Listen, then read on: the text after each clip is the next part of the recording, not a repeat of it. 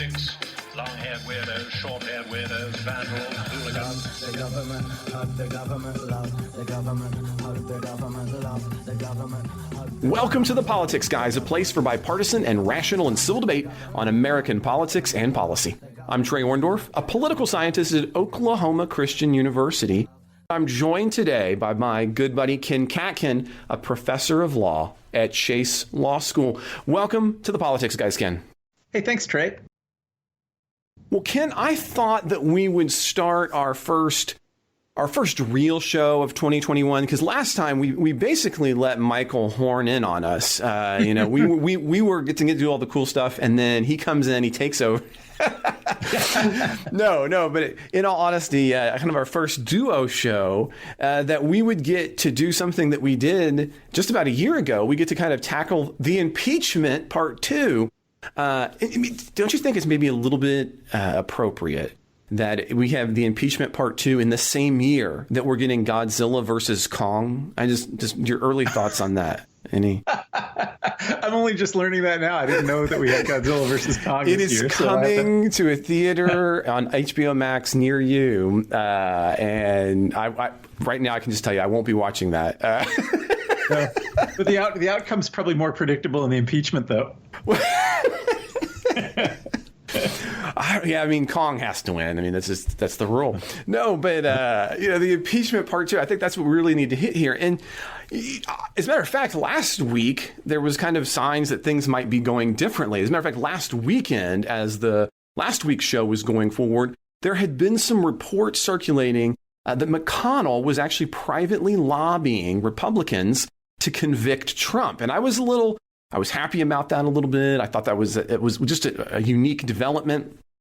Well, what sources suggested at the time is that Republicans, McConnell among them, saw the only path forward was to convict Trump, because otherwise you're going to destroy the Republican Party, in this case, not from within, but from without.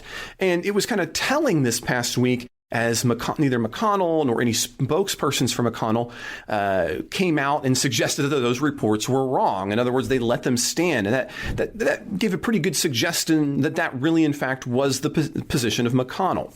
Now, this week, though, Rand Paul used a unique, not often used, privileged constitutional point of order to kind of get Republicans on the record about the impeachment before the impeachment. It was, in all honesty, it was a pretty brilliant tactical move. The argument was that it is unconstitutional to go through in an impeachment trial for an individual who no longer holds office, in this case, Trump. And he actually said this past Thursday that the moment that really crystallized it for him was when he found out that the Chief Justice was not going to preside. And that signaled to him that really the whole thing was a farce. Now, what Rand Paul here is referring to is Article 1, Section 3 of the Constitution, which states, quote, "The Senate shall have the sole power to try all impeachments. When sitting for that purpose, they shall be an oath or affirmation. When the President of the United States is tried, the Chief Justice shall preside, and no person shall be convicted without concurrence of 2/3 of the members present." Now, of course, again, Democrats are implicitly arguing that Trump is no longer a president, and therefore you don't need the Chief Justice. So I'm kind of curious, just to start with, is, one, what do you think about the ability to impeach an individual, Trump, who's not seated? And two, do you agree that the Chief Justice is not needed to try a former president, if you think the answer to one is yes? So I want to start there. What do you think about that? Yeah, so on the first question, I'm on record, and I'm part of these proceedings in a way because I am a signatory of the scholars letter that the House Dems relied on, that the ex-president is subject to impeachment because of the possibility of disqualification. So that impeachment is mainly but not exclusively about removal, but it's also about disqualification. Now, I want to ask you about that, because I knew that, but I want you to say that. I know everybody doesn't know that, but one of the counter arguments from other constitutional scholars is that it's that portion of the Constitution in Article 2 is not about either or. The Constitution says remove and disqualify, and so they would say, wait a second, you're saying that it's an or, but the Constitution clearly says and. So Could you talk a little bit more about why you think qualification can be separated from removal, given that language in Article 2?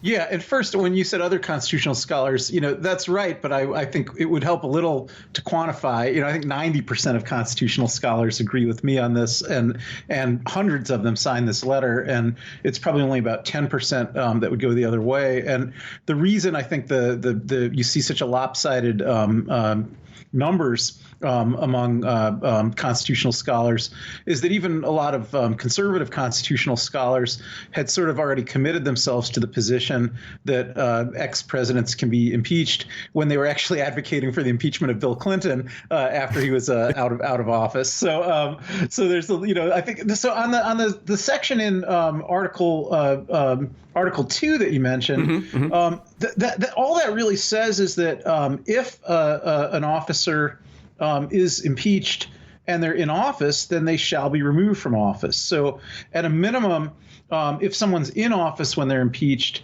then they must be removed if they're convicted. There's no option not to remove them if they're convicted. But that part only applies to people who can be removed from office. So it says that the president, the vice president, and all civil officers shall be removed from office on impeachment for and conviction of treason, bribery, and other crimes and misdemeanors. But that could be read either way. It could be read logically to mean, well, nobody can be impeached if they can't be removed. But it could also logically be read to say that anyone can be impeached. And if they're actually in office when they're impeached and they're convicted, then they must be removed. But that either of those readings is possible. But the historical reading has been the one that allows for post office holding impeachment, because it's happened twice before. Why don't you talk about at least one of those? Yeah. Yeah, the very first impeachment ever is a fun one to talk about because it involves the framers, right? So in 1799, we had the very first impeachment ever. Many of the Congress members and senators who were involved in that were also involved in ratifying the Constitution, so they should have had a pretty good understanding of what was permissible. Well, now, as a matter of fact, weirdly, when you think constitutionally, and I know this is an area where we kind of overlap, you think about that first Congress as almost being kind of constitutional convention part 2, right? I mean, the precedents getting set in that first Congress is oftentimes considered to be almost like a little bit like the constitutional convention, because you have a lot of overlap there, correct? Yeah. Now, admittedly, this was the fourth Congress. It wasn't the first Congress. So this was 1799. But I agree with you. The first Congress would be even better evidence. Yeah. We didn't have an impeachment until 1799, so we didn't have one in 1791. But Senator William Blount was impeached, and he resigned as soon as he was impeached. He didn't wait around for the trial. And at the trial, they ended up acquitting him on the grounds that a senator is not an officer of the United States and that senators are not actually subject to impeachment. Senators are subject to expulsion, but that's a different procedure. And so that was the basis of his acquittal. But nobody raised the issue that he'd already resigned. That was just something that didn't come up at all in the Blount impeachment. And the same thing happened again in 1876 when President Grant's Secretary of Defense, William Belknap, was impeached. He actually resigned even before he was impeached in the House. So he was impeached in the House after he had already resigned, and he was acquitted in the Senate by one vote on the merits, although there was a majority vote in the Senate to remove him and disqualify him, even though he'd already quit. But it wasn't quite the 2/3 vote. But both of those proceedings went forward with a majority of the House and a majority of the Senate not seeing a problem with with impeachment of people that had already been removed. And finally, in a handful of the subsequent federal judicial impeachments that have happened over the years, every time there was disqualification from future office holding, which has happened just a handful of times, that's always been on a separate vote. So they first vote to convict and remove, and then, that vote does remove the officer. So by the time they vote to disqualify, now this may only be 5 minutes later in those cases, but But by the time they vote to disqualify, they're already voting to disqualify someone who's already been removed from office from future office holdings. So at least formally, every disqualification vote that's ever taken place has involved a disqualification vote for someone that's already been removed from office. So then let's move on to that second part of that question, which is, what about the position that the fact that the Chief Justice isn't presiding is a problem? Now, I mean, in Article 1, it does appear that it says when it's a president and not former president, but there seems to be an indication by Rand Paul and some others that even for former presidents, the Chief Justice should be involved. Now, what do you say about that portion of it, in this particular case, the Chief Justice wouldn't be presiding? And do you think that kind of implicit, look, Trump's no longer a president, therefore the Constitution doesn't apply, that portion of Article 1 no longer applies to him? What do you think about that? Well, I'll answer that on two levels. One is I think, as with the other provision that we just talked about, both readings are plausible readings, right? So I'm not going to say that the reading you just gave is implausible, but I'll just say the countervailing reading is similarly plausible, that the president of the United States is Joe Biden, and therefore the president of the United States is not the person who's being tried. And therefore the clause that says when the president of the United States is tried, the Chief Justice shall preside, does not apply, because the president of the United States is not being tried. So I think that's equally as plausible a reading as the reading that you just gave. And then in terms of the real question then becomes who decides. And I think it's absolutely clear that the Senate's interpretation governs here, and that that it's really up to the Senate to decide that. In fact, there was a U.S. Supreme Court case in 1993 called Walter Nixon versus the United States, not Richard Nixon, but Walter Nixon. Walter Nixon was a federal judge who was impeached and ultimately removed. And when his impeachment trial went to the Senate, the 100 senators decided they didn't want to waste their time hearing it. So they actually appointed a panel of 3 senators to hear it and to make a report to the rest of the senators. And then they just voted based on the report, but they didn't attend the trial. And Walter Nixon took that case to the U.S. Supreme Court and argued that that's unconstitutional because he's got a right to be tried by the whole Senate. And the U.S. Supreme Court said, no matter whether he's right or wrong, what's even more clear than the answer to that question is that courts cannot intervene and tell the Senate what kind of procedures to run, because impeachment is supposed to be a political proceeding and not a legal proceeding. And because the Senate is given the sole power to try impeachments, that disputes about these kind of questions have to be resolved in the Senate and not by the courts. So as a practical matter, no matter whether Rand Paul's reading is right or no matter whether my reading is right, and I do think both sides have plausible arguments there. The one thing that's super clear is that it's a majority vote of the U.S. senators that are going to get to decide which one is right. Now, before we kind of move forward a little bit into the story in a different angle, it's interesting to me. So I have often in the past, I have liked a lot of things that Senator Paul has done, but I have to say that recently, in a lot of ways, he seems to have just become kind of an outcrop of Trumpism, which is bizarre for somebody who is purportedly trying to be libertarian. As a matter of fact, as you were kind of giving that argument for plausibility, the plain reading of Article 1, Section 3 to me seems that if you're really trying to be that kind of originalist, I'm not sure how you get from when the president of the United States is tried when it's not the president of the United States. Again, not that you couldn't have plausible readings, but maybe just not in the way that I would have anticipated Rand Paul to be interpreting the Constitution. It is unique, and we're going to talk more about this later in the show, but I have found it kind of disheartening, the number of individuals, and this is something I've mentioned before, who seem to be very willing to go down the Trump populist vein to prop him up, even to the point of kind of contradicting, I think, some better ideological positions that they've had in the past. Did you get any of that feeling here when you were looking and reading about kind of Rand Paul? This seemed to kind of stick out to me as being different from earlier arguments that he's made ideologically and constitutionally. At least that has been my reading this week.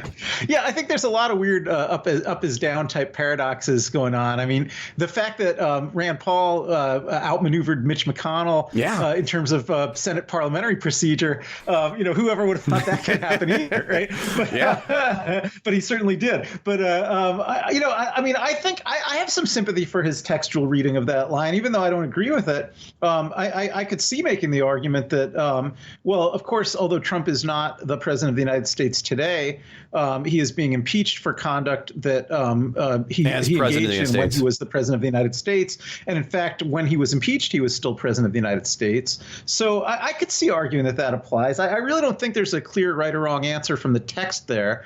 But what I do think is, as I said, is clear is that the Senate gets to decide what the right reading of the text is and it is ambiguous. In terms of the libertarian and authoritarian thing, which I think you also raised, it is kind of strange to me, at least as strange as that Rand Paul could outmaneuver Mitch McConnell on parliamentary procedure.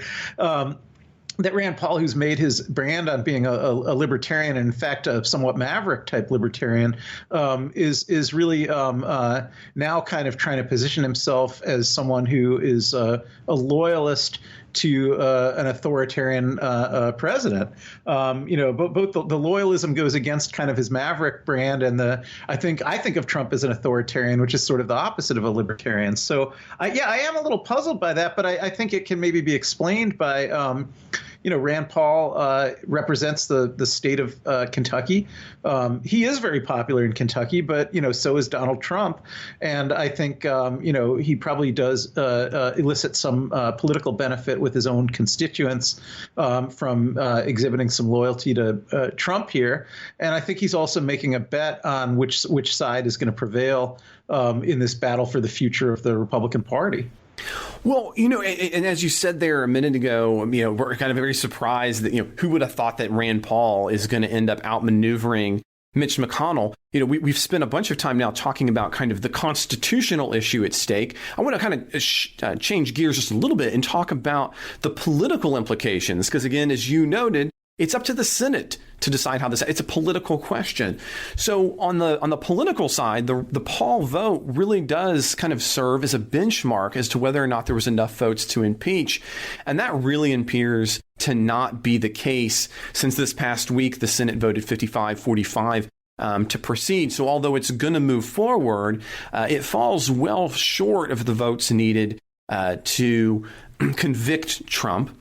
And further, it showed that there was kind of a switch on a few people's positions. So even though, as I had noted a minute ago, that Mitch McConnell was kind of pushing and agitating potentially for a conviction, McConnell will end up voting against the impeachment proceeding moving forward. In other words, arguing it's unconstitutional. So he would vote with Rand Paul. And so further this week, it looks like Democrats kind of see the writing on the wall, and they're kind of ready to get this whole thing done with quick. They want to kind of get it done in a week or so they can move on to other business. So what do you read about some of this shift? I mean, you have McConnell very clearly kind of coming forward on conviction. He gets outmaneuvered procedurally on Rand Paul, but he kind of quickly falls in line behind Rand Paul. It doesn't seem like he's going to continue to push forward for a conviction anymore. Do you think that Rand Paul was the orchestrator of all of that? Or do you think this is just a convenient moment for McConnell to kind of evolve a little bit? I mean, that's a lot of switching in just about, 6.5 days.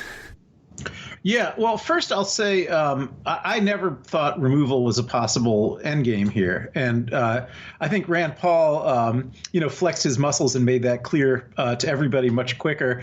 But I never thought that there were going to be the votes to remove.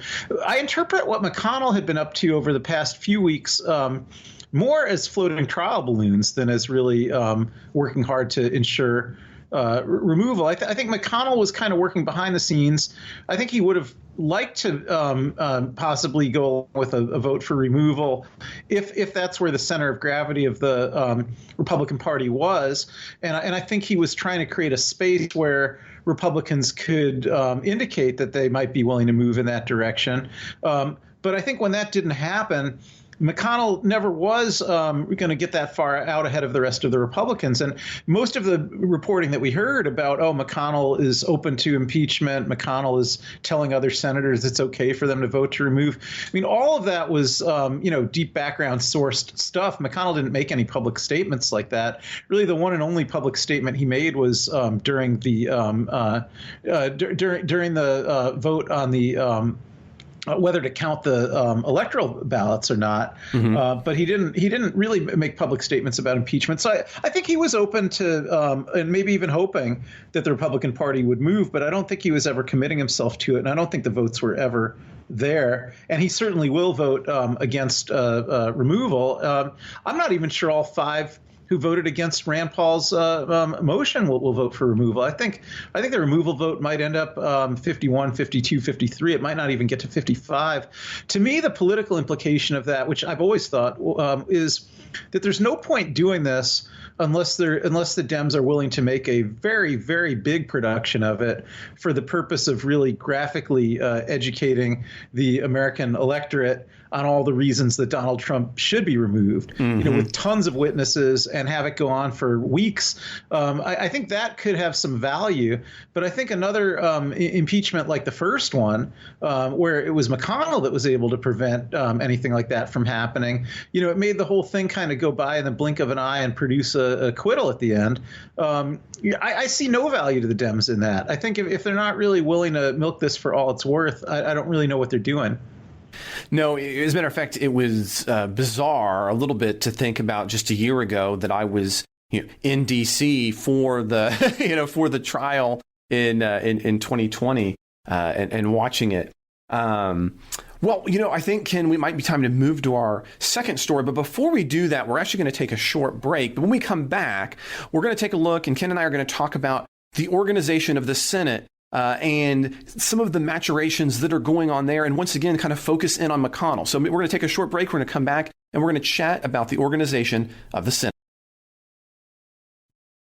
Well, Ken, our next story is also related to the Senate, in this case, procedures. And as I noted before the break, we want to talk a little bit here about the organizational proceeding of the Senate. Now, normally, the House votes on its procedures every 2 years after an election. And that's because the House considers itself a temporary body, because every 2 years, all of its members are reelected. Now, in the Senate, though, the Senate rules considers itself a permanent body because only 1/3 of it goes up for an election in any particular cycle. But now, as we previously mentioned on the show, the Senate is currently in a deadlock. So they need an organizational vote that crosses some party lines so that they can organize committees, so they can organize the rules of the Senate when no one party has the clear winner. Now, earlier this week, McConnell was filibustering this procedural organizational vote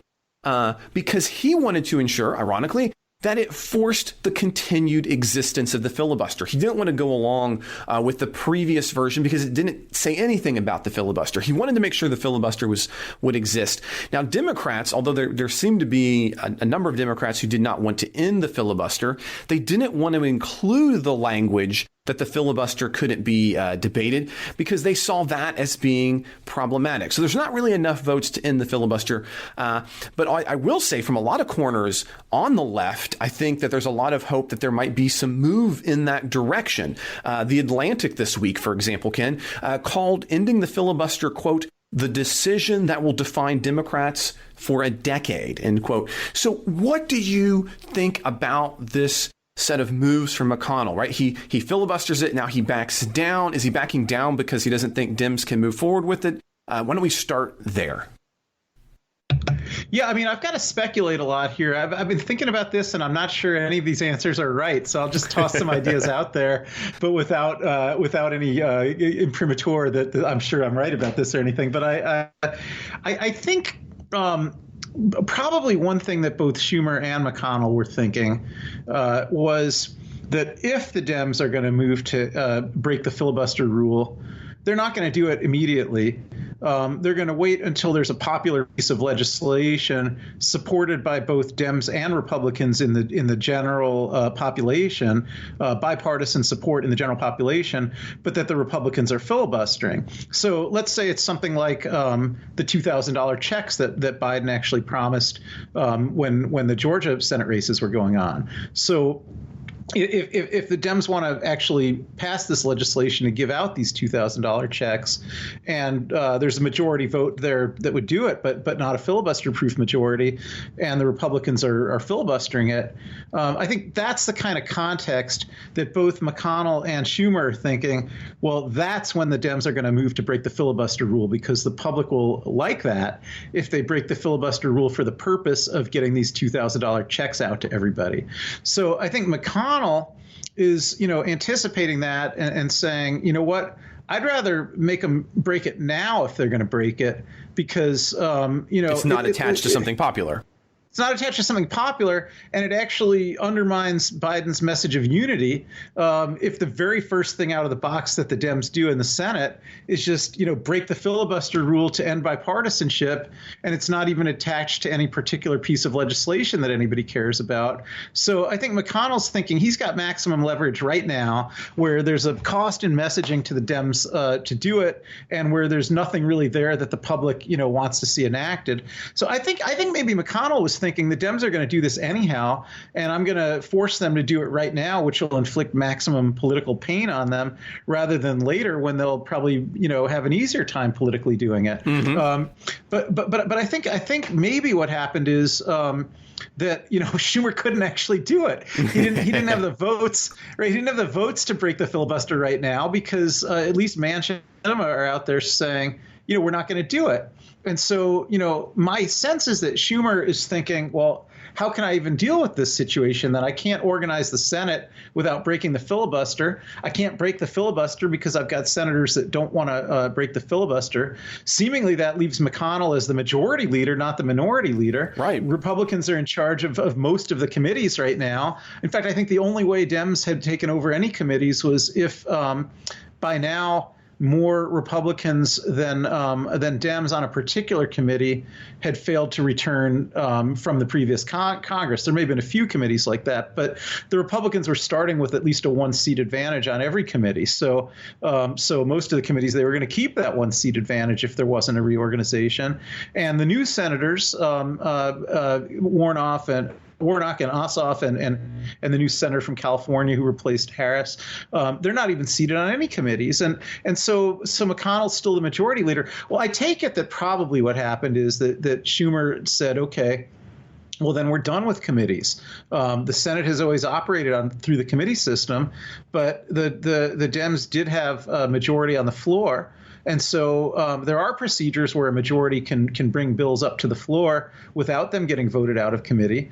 And I suspect that Schumer was just deciding that that's what they're going to do, that committees are not going to play any role in the legislative process this Congress. And that's where we're going to be. The Republicans are going to have majorities on all the committees, and nothing's going to come through committees anymore.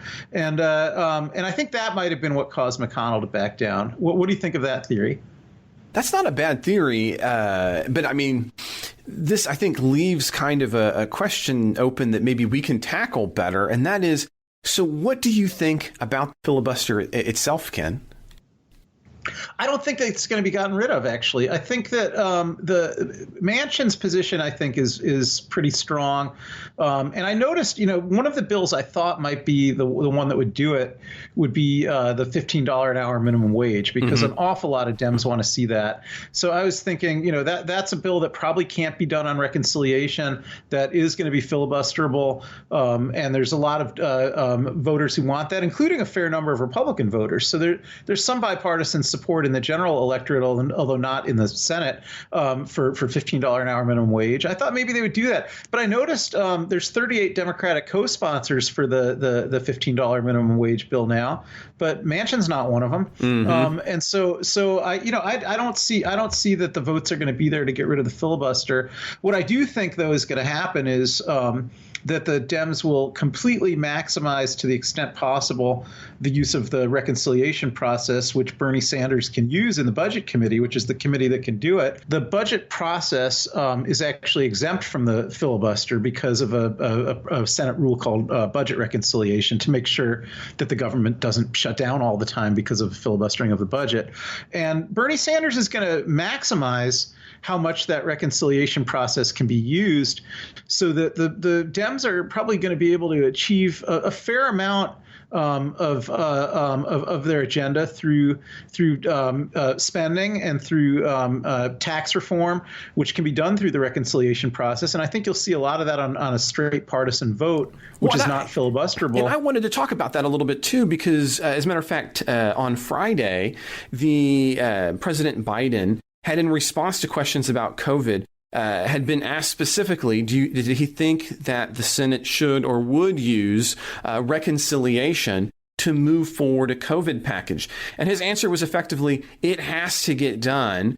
He doesn't say that he wants to see it done with reconciliation yet. But so do you think that can be that reconciliation could be expanded? I've seen Democrats float it for the COVID relief. The Atlantic had called for it potentially to even include things like voting rights. Do you think with Bernie Sanders being on that's a real possibility, or is it going to be more limited the way it has been in the past?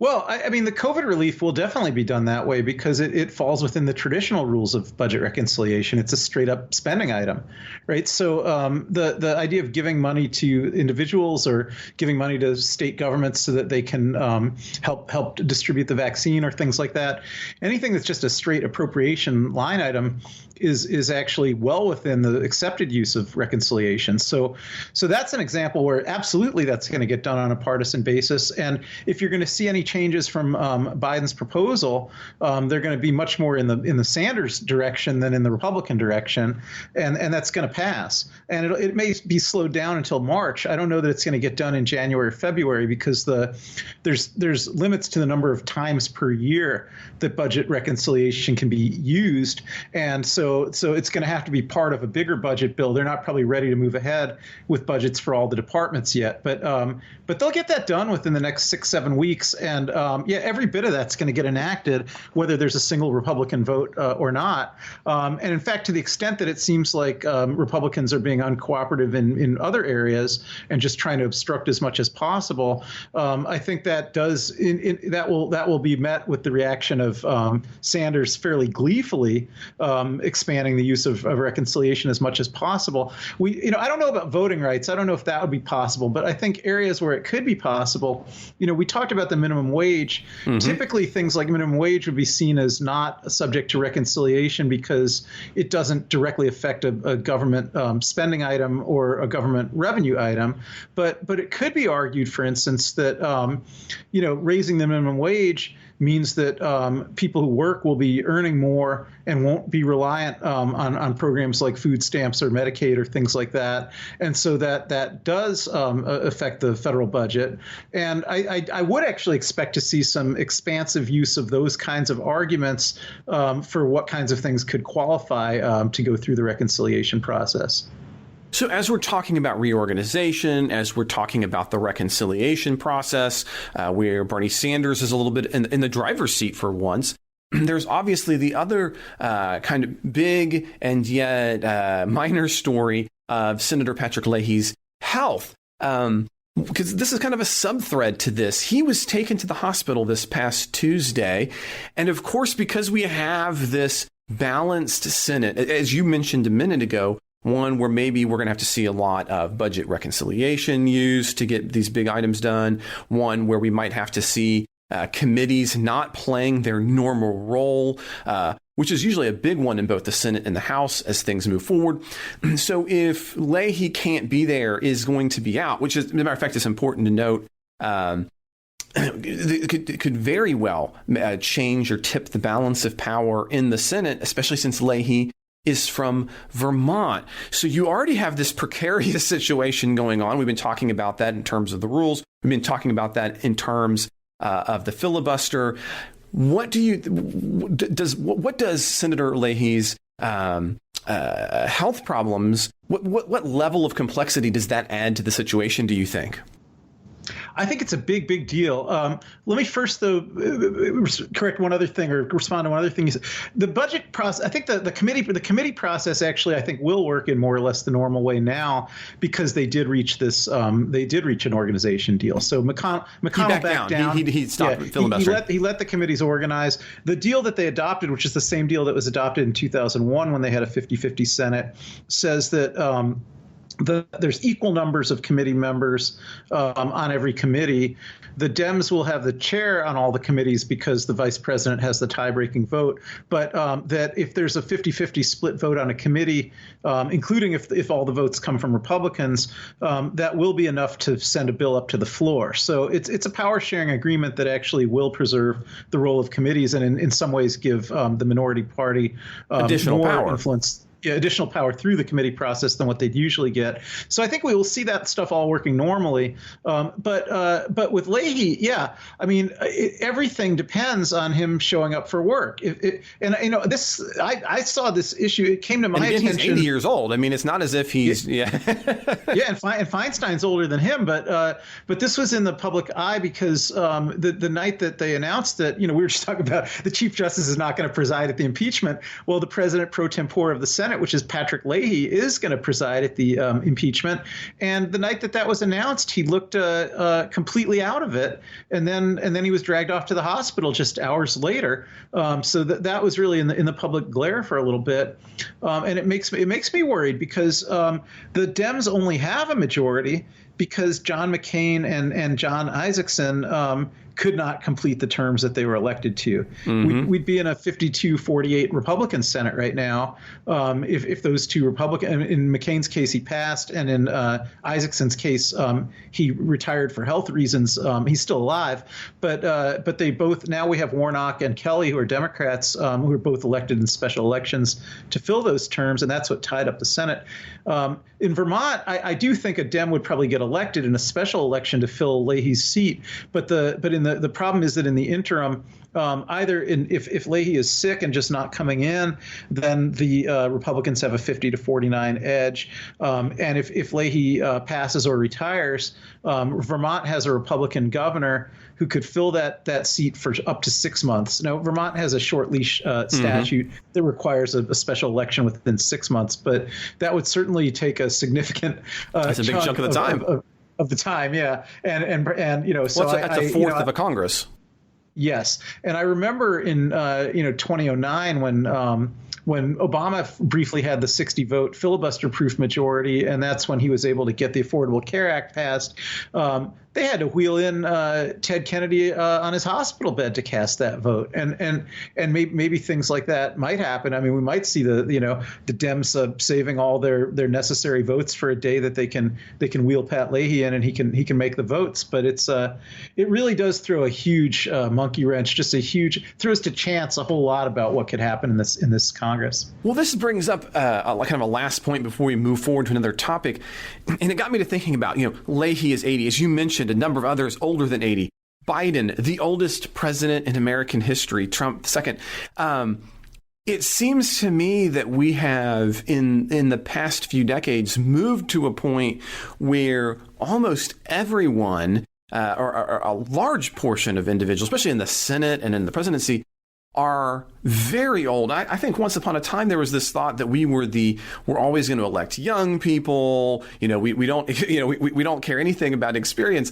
And now we've seemed to kind of swing the other direction where we're talking about bringing people in on the gurneys to vote. Why do you think that clearly, I'm just going to say, why do you think boomers have been able to hold on to power so long, and how do we kick them out? That's a nice question. I mean, I think in the U.S. Senate, I'm not sure. I mean, I think there was always a lot of old people in the U.S. Senate, and especially in the South. If you look over time, like the age has still been ticking up. Yeah, I mean, I think there used to be a Southern tradition in the Senate that they would elect him young, but then they would never, ever retire, right? So Yeah. the Southern senators would get seniority, which was very important to them by getting elected young and staying until they were old. Yeah, I don't know. I mean, the baby boomers, it's a demographic bulge, right? So, I mean, I'm a member of Generation X, which follows the baby boom, and just numerically, there's a lot less of us Yep. than there And are. I just miss out on X. I'm a millennial. You're a millennial. There's a few more of you guys, but you know, a lot on the younger end of your generation, people don't vote in high enough numbers, I think, and so those may be reasons why. It may also be that as just running for office becomes both more expensive and more of a full-time job that takes years because the campaigns all start a lot earlier. Maybe it's just harder for people to do that unless they're already retired from their careers and economically self-sufficient. You know, there may be all kinds of reasons, or maybe you know, if you look at Biden, I would say, you know, part of the reason he was the nominee and part of the reason he got elected is that someone like him can appeal to a wider cut of the voters because maybe the younger Dems who, you know, may be more you know, racially diverse, gender diverse, sexual orientation diverse, and that doesn't always sit so well with some of the older voters, you know. And you have someone like Biden who can just assemble a bigger tent, and you know, and I mean, here in Ohio, not that Sherrod Brown is that old, but I think the reason Sherrod Brown is able to keep getting elected in Ohio even after it's basically turned Republican is that people have known him for a long time, and that it would be hard for somebody like him to get elected if they were brand new on the scene, and so those may all be factors. It's hard to say, but it certainly is a problem that the United States government is kind of seems to be modeled now on maybe the Mormon temple in terms of just being a complete gerontocracy. You know? Yeah, now I can hear the Mormon hate mail now. Yeah. I guess it works for the Mormons, but I couldn't think of any other examples. No, of I'm not going to complain. The gerontocracy. I think we need to. I think we definitely need to kind of patent that. We need to write a paper before this gets out so that can be government by gerontocracy. Now, before we move forward, I do have one little last thing, and that is the very serious campaign that's going to be waged in Ohio because you know, Portman is not coming back. He's not going to run for re-election. And I don't know if all the listeners yet know, if you've been paying attention to the Facebook page or others, you might, but you might not. And that is that our own Michael Baranowski is going to be running as an independent in the Ohio Senate race. Now, you know, you're a Kentucky guy and I'm an Oklahoma guy now. So we can't vote for him, but I think maybe we might just want to say, do you think that here in about 2 years, do you think that Michael's going to have any traction? Are we going to start having to kick him off the show and talk about him? What do you think? Well, I can vote for him. I live in Ohio. So that's right. Yeah. Yeah, I teach in Kentucky. Well, actually, this semester I teach in Colorado, but my regular appointment is in Kentucky. But I do live in Ohio, and actually, I didn't know he was going to run as an independent. I had assumed he was going to run as a Dem. No, he is running specifically as an independent, and he's actually looking for some additional. He has a platform you can take a look at. He's already put that on the website. And no, he is purposely running independent because he's also fed up with some of the things in the Democratic Party. So, yeah, he's not running as a Dem. He's running as an independent. Well, I have to rethink things. I was really prepared to join his campaign when I thought he was running as a Dem, but I'm not sure I really want to join a third party campaign. So I'd like to see a Dem get elected, and I was hoping Michael would be that Dem, and I don't really think a third party candidate's going to get elected. So that changes things. But yeah, all I can think of is Miracle on 34th Street now, right? So for a second, right?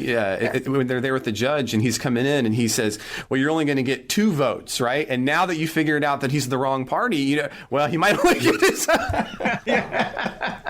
You know, I mean, some independents are in the Senate.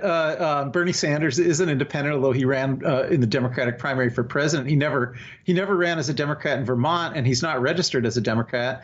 And similarly, I think Angus King in Maine is in a similar boat. So there are some independents in the Senate. I remember one time when Lisa Murkowski failed to get the get renominated as a Republican. She got primaried and defeated in the Republican primary. She didn't change her registration. She called herself a Republican the whole time, but she actually had to run as a write-in candidate against an endorsed Republican, and she did win that way. So there's some modern parallels for that, but I don't know. Michael's going to have a tough road.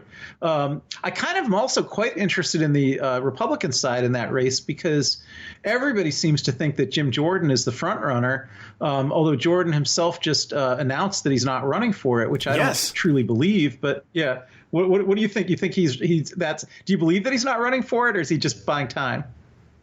I actually think that it probably signals that there's somebody else who's running and there's conversations there. I don't think he's so much buying time as I think it indicates that somebody that he doesn't want to run against is going to be in that race. But I'm not sure who it would be, to be real honest. But that's generally what's going on when you see that kind of maneuver. You would think he'd be the front runner. But maybe the Democratic Party in Ohio is a bit weaker, but not seeing that kind of deference on the Democratic side. A number of people are just saying that they're jumping into the Democratic race. I guess not Michael, but Representative Tim Ryan and Dayton Mayor Nan Whaley, are sort of being touted as early front runners who are announced at this point. I would say the Republican side there's going to be a lot of contenders. There's the congressional delegation from Ohio is 12-4 Republicans, so there's Jordan's just one of 12 Republican Congress members who could possibly jump into the Senate race. Yeah. Well, I will say that. I'm so sorry. Finish. Yeah, and also Mandel, who's run for that Senate seat a few times before, he might try it again. So I don't know. I don't know why Jordan would back down. It seems like the Trump wing of the Ohio Republicans is pretty strong, and he's certainly the leader of that wing in this state. So I thought it was mysterious why he was so quick to say he wouldn't run. Yeah. Well, I would like to tell everybody, listeners, if you're interested, Mike would love to hear from you. He really is taking a serious campaign on. He's going to be moving forward with this. And if you'd like to hear from him, or if you would like to find out more about getting involved with his campaign, you can reach him at mike@politicsguys.com. Now, for us, though, we need to take another break, Ken. And when we come back, we're going to take a look at Biden's executive actions. And we're going to see if I can get you riled up a little bit. But we're going to do that in just a minute when we come back from this short break. Okay, so, Ken, before we stopped for break, I was saying that we're going to come back and we were going to be chatting about executive actions. So I've been doing a little bit of math. I'm a presidential scholar. This is my bag of words. We do constitutional stuff. That's yours, law. So Biden is currently at 45 unilateral executive actions and 35 executive orders by my count. Now, I might be off one or two because things come out. But even if I'm off just one or two, that is the most for any modern president by this point in their presidency. Matter of fact, it takes it all the way back. Now, I think that a lot of people might say, well, that's kind of shocking. It's not so shocking that presidents want to do this. It might be shocking on this volume, right? Presidents have long wanted to use executive actions to bypass Congress. I mean, that's one of the areas, that's what my book covers, as a matter of fact, only in terms of communication. Now, Biden doesn't really have full control in Congress, right? He has this whole weird power sharing agreement that we've been talking about in the Senate. And so he's trying to advance his agenda. But for you, Ken, I'm curious what your take on this is. I'm going to kind of already just let my position out of the bag.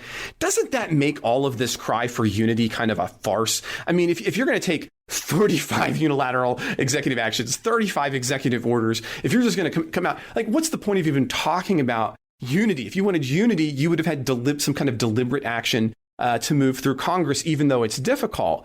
So really what we see here is just that both parties, they hate presidential powers when they don't wield it, right? So I hammered Republicans for 4 years during the Trump administration because they were constantly talking about how this was now a constitutional move, that Trump needs to make these moves forward. And that was a flip on their position. And now I'm going to come after you and Democrats and say, look, come on. Biden has outdone even Trump, and he's outdoing any other candidate. Isn't this just an example of how both parties are just They don't care about proper constraint. They just want their president in office so they can pass all these things. And in this case, after 4 years of Democrats complaining about executive actions, they've done more than any other presidency in history. What do you think about that?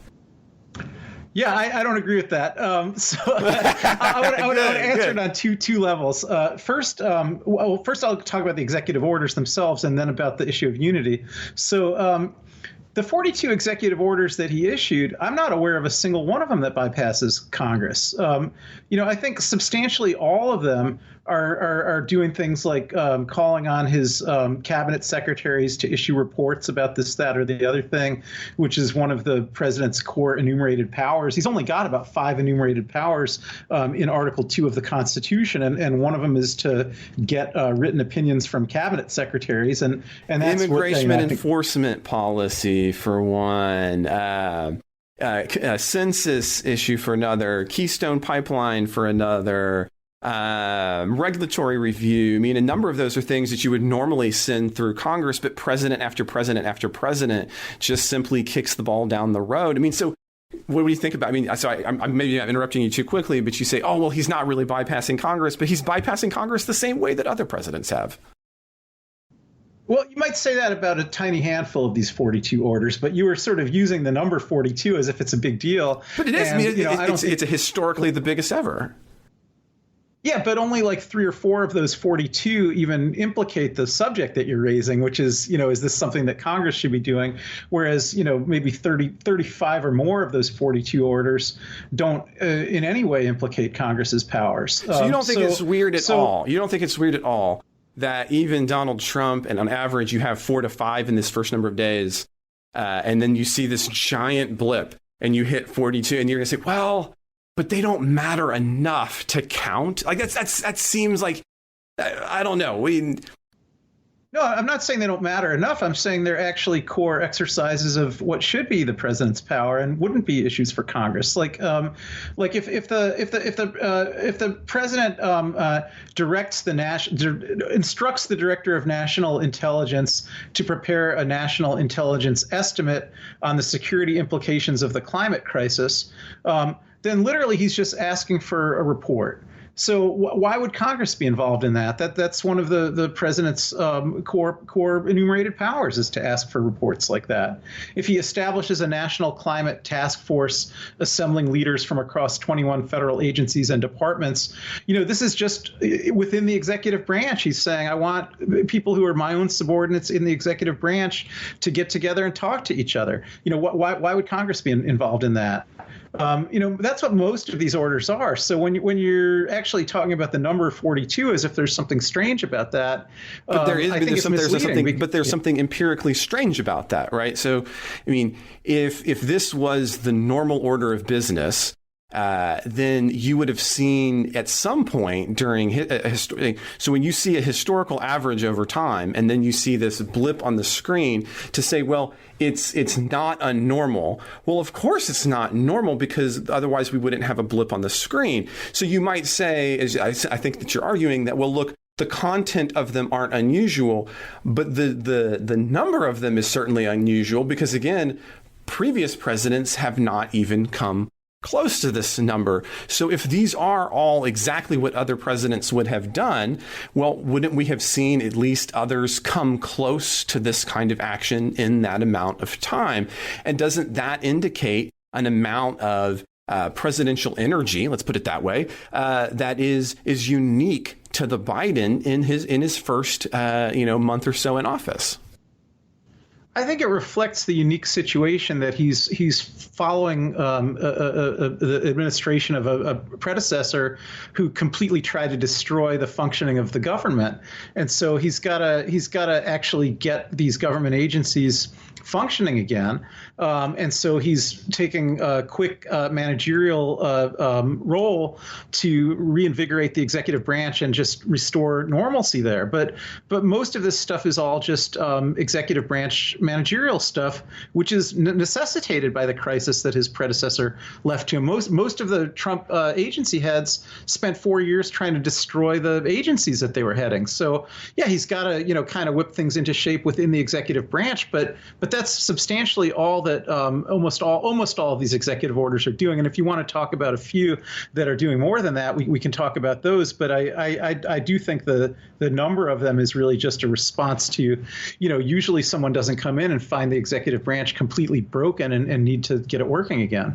So effectively, because it's completely broken, we should expect this huge number. And you think it's going to then taper off as time goes on to a more historically traditional number, you think? Or do you think that this will continue at this rate? Well, I guess it depends what this is. I think those orders that are designed to make sure that the executive branch is able to carry out Biden's policies. Once he has control of the executive branch, I think you'll see his own cabinet secretaries doing more, and he won't have to do it all himself. But he doesn't have, most of them even seated yet, and things like that. So he's got to get things moving in the right direction quickly. Also, in terms of the other ones, and I know you wanted to talk about things that are a little more substantive, which I do think is fair, but it's only a few of the orders. If he's doing things like which were some of the ones that you name again? Some of the ones that you named. Let me just go back to a couple of the ones that we might take a look at. Would include. What did I said that, and I've got to find my place again. 1 second.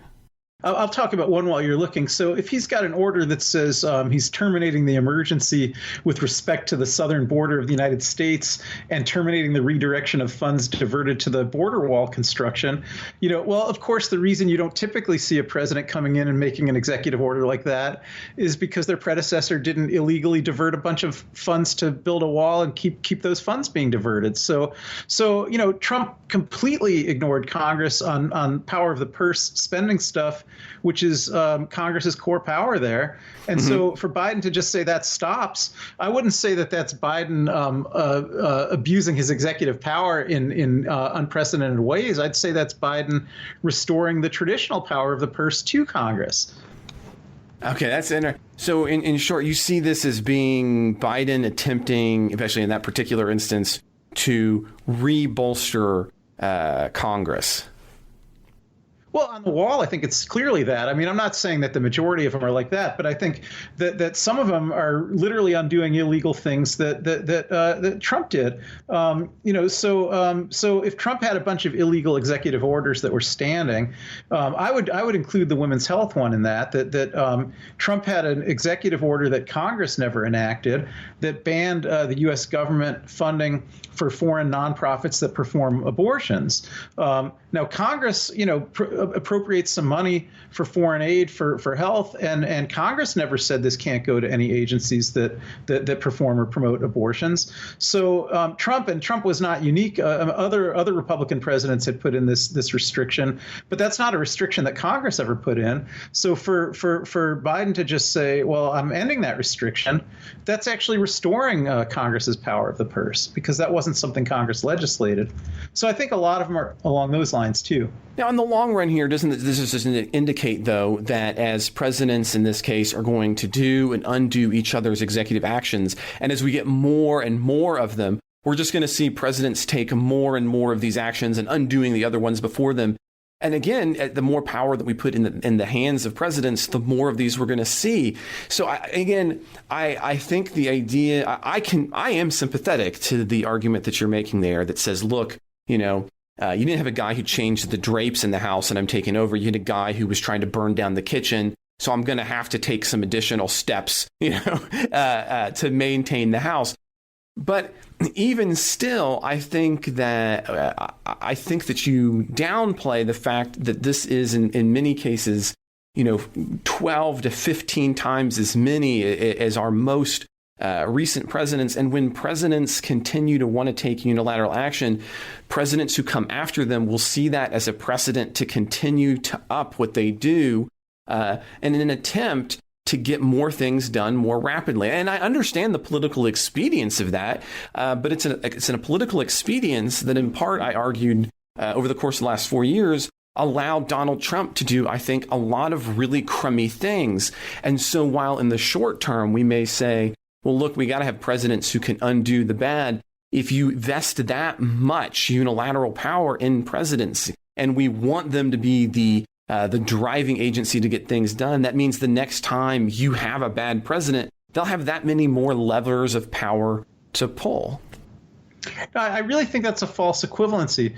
Trump did a lot of things that were illegal. In fact, I think in these administrative law cases, his record in getting his administrative actions sustained in court, Trump's was less than 10%. Like more than 90% of the executive orders that he gave and had his agencies carry out were held to be illegal in courts. So when Biden comes in and says, well, we're rescinding all this illegal stuff, it's not the same thing as doing all this illegal stuff. You could say they both take the form of executive orders, but an executive order to do something illegal is just it's false to make an equivalency between that and an executive order to stop doing things that are illegal. I hear what you're saying, and I'm not going to attempt to defend Trump positions, but I stand by the position that suggesting that the combat for an excess and the likelihood of illegal actions from presidency is going to be fixed by investing more energy in the presidency. And I think that's a short-sighted view from both parties. And I think one of the things I'll be interested in, and when then we'll need to move forward, will be to see, I think if your hypothesis is correct, then we should see the total number of actions, regardless of content, begin to come down to meet kind of historic averages. And if it doesn't, then I think maybe we might have to revisit and say, well, do you still stand by this now that we're 1 year in, 2 years in, 3 years in, and we're still saying, what level of executive activity are we seeing take place? I mean, do you think that would at least be a fair empirical test of our differing positions? No, I don't think the number is what matters. I think the legality is what matters. And, I think of these 42 executive actions that Biden has already taken, I can't imagine you're going to see more than half a dozen of them even challenged in court because, the large majority of them are just so obviously legal and so obviously within his authority that nobody would even challenge them in court. You may see about a half a dozen of them challenged in court, and you may even see some courts strike down one or two of them. But I would judge Biden's commitment to the rule of law by, and remember, these are all Republican courts now, by how often these Republican courts will strike down Biden's executive orders compared to how often they were striking down Trump's executive orders.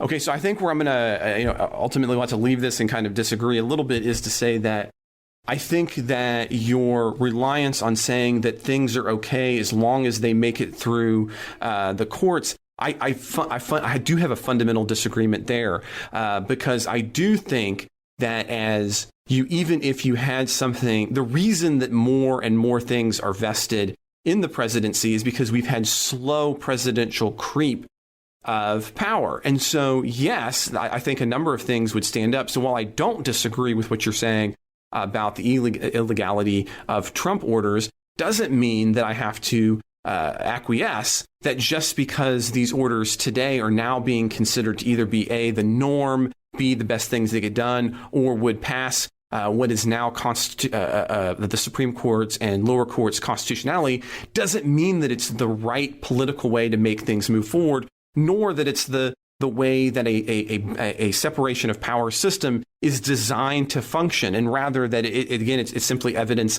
that the presidency, has more areas in which we consider executive actions to be constitutional. And while, I'd rather have them be part of that corpus of law than not, and I in no way disagree there, that doesn't indicate that the scope of the number of things that presidents are taking on with those executive actions are a good idea, and that they aren't better handled in deliberative bodies.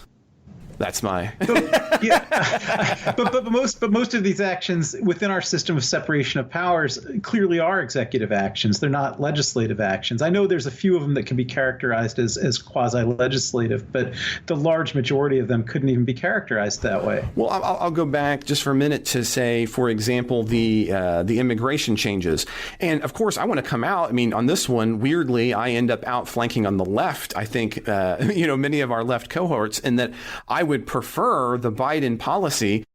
But the reason that we have this constant influx and changes in our immigration system is because we've allowed the president to be the one that dictates this, because Congress continues to abdicate having a real and meaningful immigration reform. And they won't have a real and meaning immigration reform because they know that every time that their president gets in, that he can just snap his fingers and undo the last guy's immigration policies with another executive order.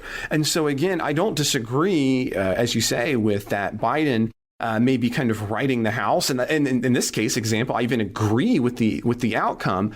But that doesn't mean that I agree with you on the idea that I'm happy that this is the track that Biden's taking.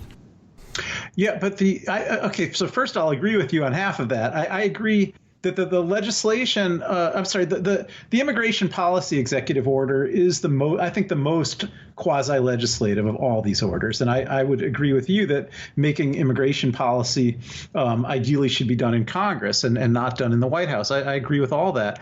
But I think under the statutes that Congress has actually enacted and has charged the executive branch with enforcing, these statutes, in fact, delegate a great deal of policymaking discretion to the executive branch. So when the executive branch executes that policymaking discretion that has been delegated to it by law, that's not lawless executive action. That's lawful executive action. And so in a more perfect world, there I would Congress agree with you, pass but that's where you have breakdown of separation of power, in part because of the Maheumian principle. That you have congresspersons who would rather get to potentially pass the buck. Yeah, it's not ideal for them to pass the buck. I agree with you there. I'd rather see Congress legislate a solution to the DACA problem. But the law that Congress has actually legislated says, well, there's no special provision for these DACA people. They're deportable, but the president has discretion not to deport them. And so if that's the law that the president is dealt, then an executive order saying, OK, I'm not going to deport them is lawful, and I think it's appropriate.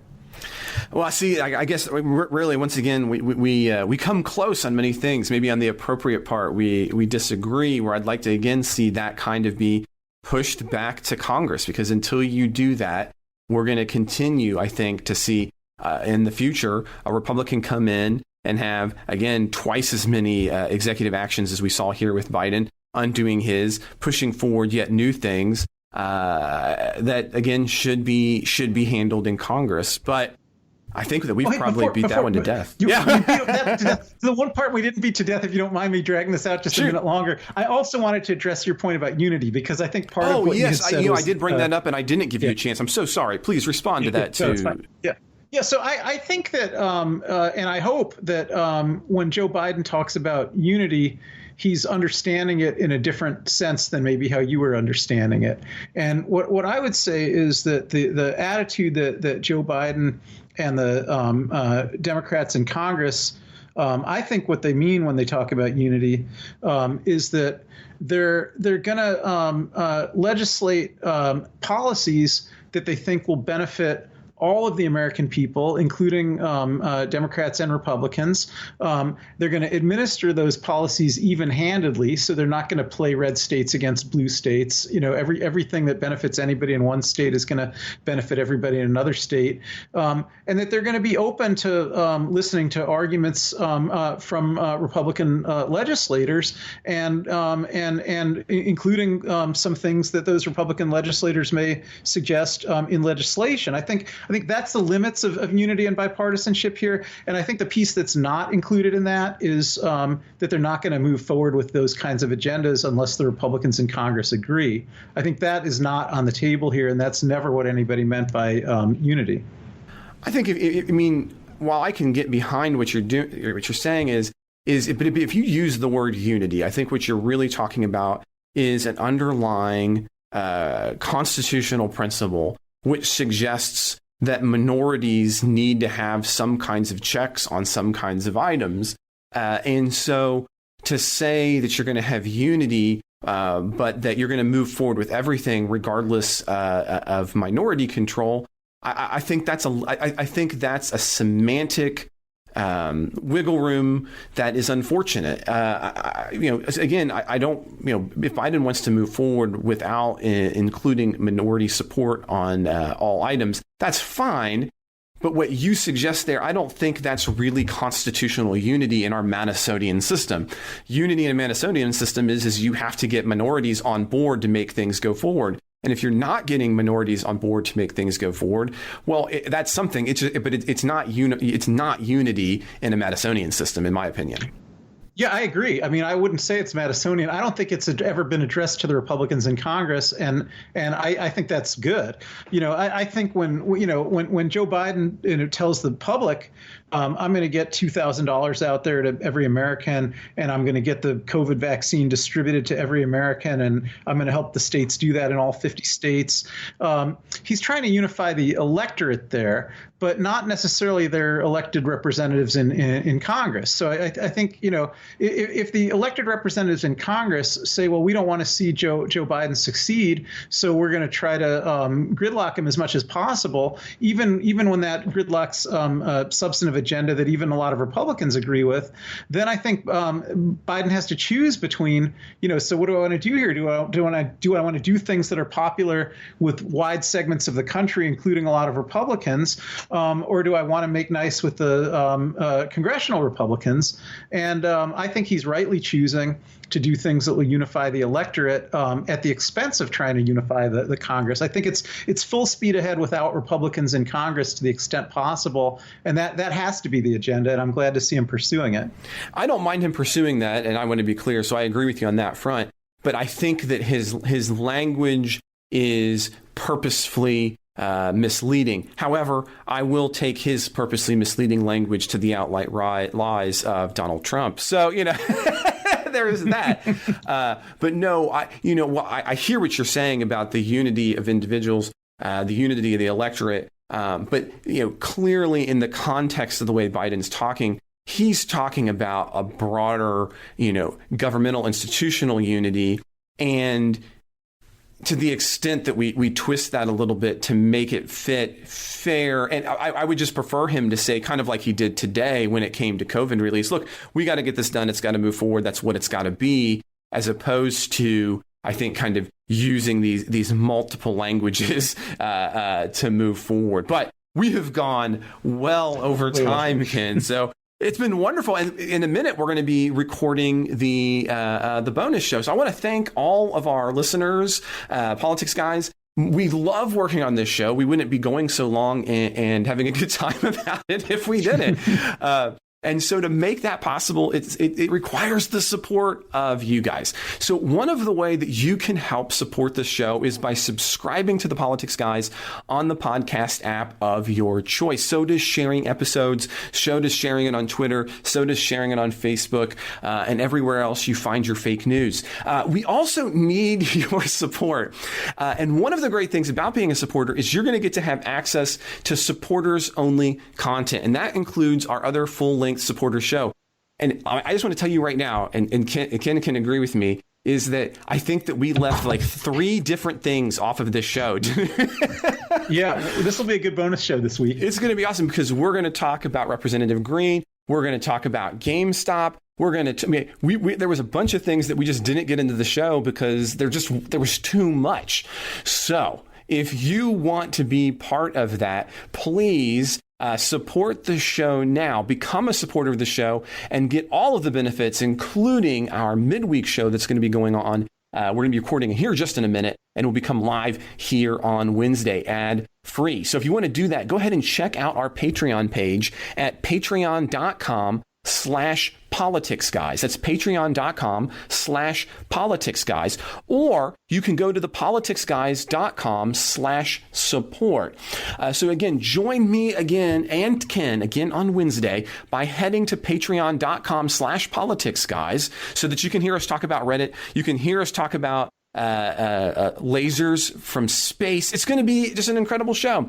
Now, if you've got some questions, comments, corrections, or just a random thought you'd like to share, you can always reach us at mail@politicsguys.com. We're also on Twitter @politicsguys. The executive producers of The Politics Guys are Bruce Johnson, Wilmer Morano, Andra Masker, Nathan Salznowski, Daniel Toe, and Chris Wilkinson. Today's show was produced by myself, Trey Orndorff, and we'll be back with a new show on Wednesday. I hope you'll join us then.